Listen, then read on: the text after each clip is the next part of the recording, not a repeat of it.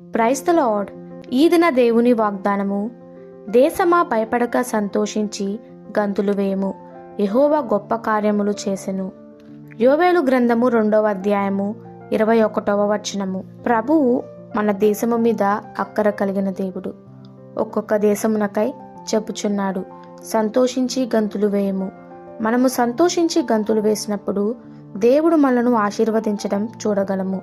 దేవుడు మనలను ఆశీర్వదించడానికి, కాపాడడానికి పలు విధములైన కార్యములు చేయుచున్నాడు.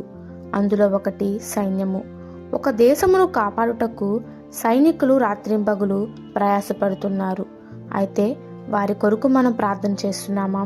వారి కొరకు మనం ఖచ్చితంగా ప్రార్థన చేయాలి. వారి బిడ్డల కొరకు, వారి కుటుంబాని కొరకు మనము ప్రార్థన చేయాలి.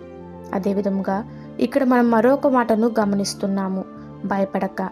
భయపడుట అనేది దేవుని వాగ్దానము నెరవేర్పునకు ఒక ఆటంకము.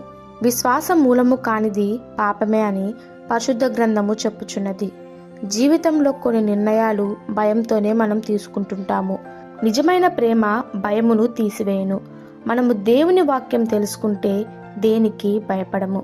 ఒక సైనికుడు ఏ విధముగా భయపడక దేశమును కాపాడుతున్నాడో ఆ విధముగానే మనము కూడా భయపడక దేవుని వాక్యమును, దేవుని ప్రేమను రుచిచూచి తెలుసుకునేవారిగా ఉందాము.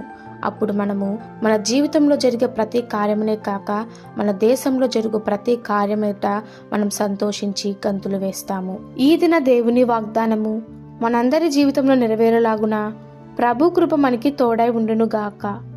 ఆమెన్. God bless you.